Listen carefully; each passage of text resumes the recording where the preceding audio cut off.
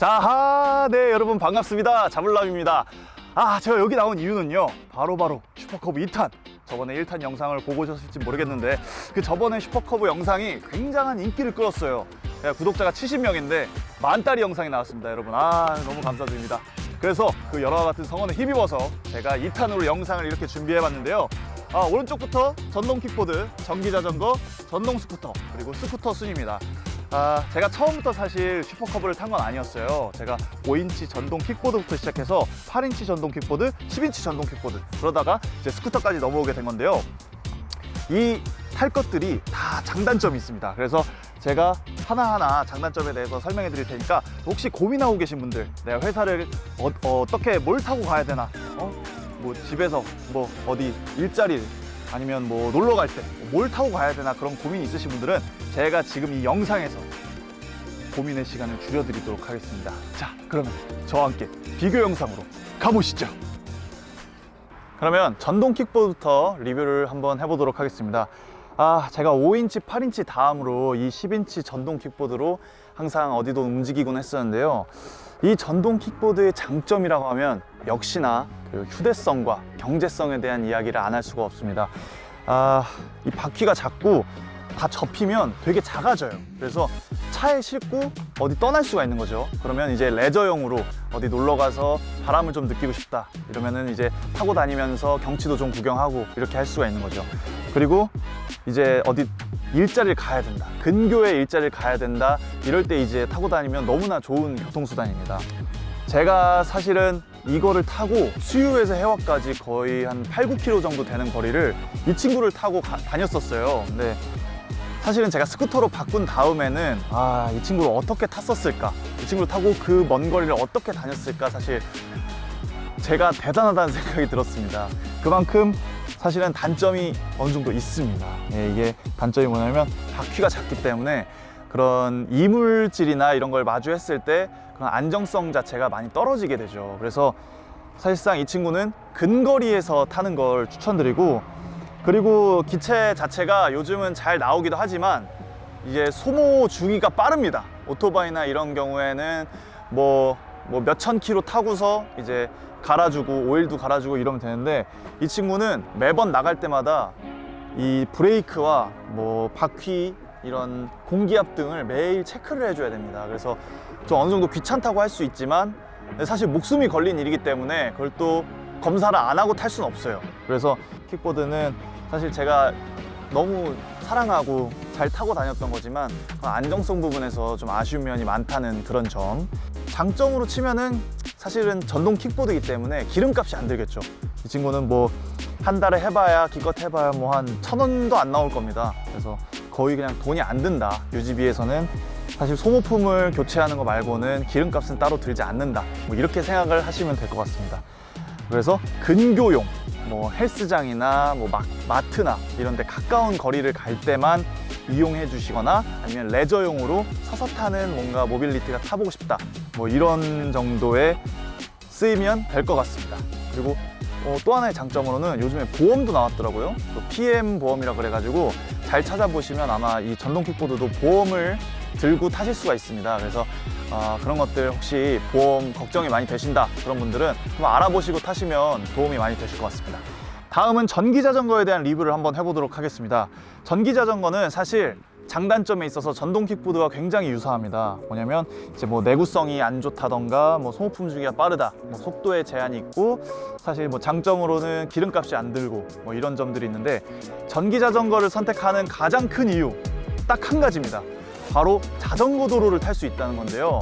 혹시 주변에 자전거 도로가 잘 돼 있다, 뭐 직장까지 자전거 도로로 연결돼 있다, 아니면 뭐 마트나 이런 데 가는데 자전거 도로가 잘 돼 있다 하시면 전기 자전거 적극 추천드립니다. 속도가 25km로 제한이 돼 있지만 자전거 도로로 하면 신호도 없고 굉장히 빨리 갈 수 있어요. 그래서 25km 속도 제한에도 불구하고 가장 먼저 도착지에 도착할 수 있다. 그래서 주변에 자전거 도로가 있다, 그래서 난 탈 것이 필요하다 하시는 분들은 전기 자전거 선택을 적극 추천드립니다. 네, 다음 두 바퀴 탈 것에 대한 리뷰, 바로 전기 스쿠터입니다. 이 친구는 전기 자전거의 장점과 그 스쿠터의 장점을 둘 다 가지고 있다고 볼 수 있어요. 사실 경제성 면에서 너무 뛰어난 활약을 하죠. 이 친구는 이제 전기 스쿠터 와코라는 제품인데, 전기 스쿠터에 관심 있으신 분들은 한 번쯤은 무조건 들어보셨을 겁니다. 이 친구가 처음 나왔을 때 거의 정부 보조금을 받고 50만 원대에 나왔어요. 그래서 스쿠터에 관해서 타보고 싶다 하시는 분들도 입문을 많이 하셨을 거고, 일반 스쿠터를 타시는 분들도 재미 삼아서 50만 원 정도는 투자할 가치가 있지 않나, 그래서 되게 많이 구매가 이루어진 제품입니다. 그래서 뭐 가격대 자체도 전동 킥보드와 자전거와 비교했을 때 그렇게 심하지 않은데, 그 외에 스쿠터에 관한 장점들이 굉장히 많죠. 여기 이제 뒤에 텐덤자를 또 태울 수도 있고, 그리고 소모품 주기가 그렇게 빠르지도 않아요. 그리고 도로에서 운행하는 거기 때문에 그 안정성적인 면에서 전기 자전거와 전동 킥보드와는 사실 차원이 다릅니다. 거의 스쿠터와 같다고 보시면 돼요. 근데 가장 큰 단점으로는 어쩔 수 없이 이게 교외로 나가게 될 때, 좀 먼 거리를 가게 될 때는 충전을 어디서 해야 될지를 고민을 해야 된다는 거예요. 그래서 그냥 스쿠터 같은 경우에는 부족할 때 이제 기름을 채우면 되지만, 이 친구는 어디 충전할 때를 찾아야 됩니다. 그게 굉장히 좀 스트레스를 받을 수 있어요. 그래서 어디 멀리 나가거나 할 때는 사실 걱정이 많이 됩니다. 많이 되는 기체고, 그래서 근교에 어디 직장이나 도로로 다니셔야 되는데 근교로 간다 하시는 분들은 전기 스쿠터를 지금 검색해 보시면 아마 정부 보조금을 받는 다양한 전기 바이크들이 요즘 되게 많아요. 그래서 그 디자인도 사실은 와코는 뭐 그렇게 예쁜 편은 아니지만 정말 예쁜 기체들도 많습니다. 뭐 돈을 좀 더 투자하신다면 더 예쁘고 근교로 잘 다닐 수 있는 그런 전기 바이크를 겟하실 수 있다. 그래서 한번 전기 스쿠터에 대한 그런 생각을 가져보시는 것도 좋을 것 같습니다. 마지막으로 리뷰해드릴 기체는 바로 이 슈퍼커브입니다. 슈퍼커브에 대한 자세한 이야기는 제가 저번 영상에서 많이 설명을 드렸기 때문에 그거는 조금 생략하도록 하고요. 다른 기체들과 비교했을 때의 단점이라고 하면 결국엔 이 돈입니다. 이 기체 자체도 한 250만 원 정도로, 뭐 다른 기체들에 비하면 사실 와코에 비해서도 거의 3배 가격이라고 할 수 있겠죠. 그 정도 가격이 돈이 나가게 되고, 또 보험료도 사실상 좀 많이 나가게 되고, 연비가 아무리 좋다 하더라도 결국에는 다른 전기류와 다르게 그 기름값이 나가긴 나갑니다. 그래서 사실상 돈에 관련된 단점이 제일 큰 것 같고요. 장점이라고 하면은 사실 전기 스쿠터와는 다르게 그 장거리에 있어서도 내가 기름이 부족하면 그냥 주유소 가서 채우고 가면 됩니다. 너무 편리하죠, 사실. 그래서 그런 내가 근거리든 장거리든 내가 다양하게 구애받지 않고 타고 싶다, 좀 안전한 걸 타고 싶다 하시는 분들은 이 슈퍼커브를 타시는 거를 적극 추천드립니다. 마지막으로 이제 정리로 한번 끝내보도록 하겠습니다. 사실 이 네 기체 중에 전동 킥보드는 제가 생각할 때는 빠르게 달릴 수 있게 된 인간이라고 저는 생각이 드는데요. 사람이 빠르게 달릴 수 있다 그래서 도로에서 차들과 같이 타고 다니면 얼마나 위험하겠습니까? 그래서 너무 먼 거리 말고 정말 근거리, 동네발이용 정도, 그 정도로 타시거나 아니면은 레저용으로 즐겁게 타보고 싶다 하시는 분들은 전동 킥보드를 선택하시면 될 것 같고요. 집 주변에 혹시 자전거 도로가 있다, 뭐 개천이 있다, 그리고 내가 회사를 가거나 하는데 자전거 도로로 쭉 연결돼 있다, 그러시면 무조건 전기 자전거가 좋습니다. 전기 자전거로 아마 차보다 더 빨리 가실 수도 있어요. 왜냐면 신호가 없기 때문에.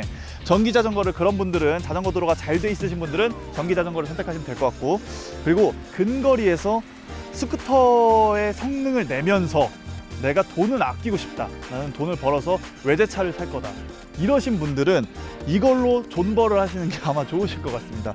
왜냐면 가격 자체도 이 전기 자전거와 그 킥보드보다 오히려 더 쌀 경우도 있어요. 이렇게 싼 경우도 있고, 기름값도 전혀 들지 않고. 그래서 도로로 타긴 타는데 내가 돈은 좀 아끼고 싶다 하시는 분들은 전기 스쿠터 강추드립니다.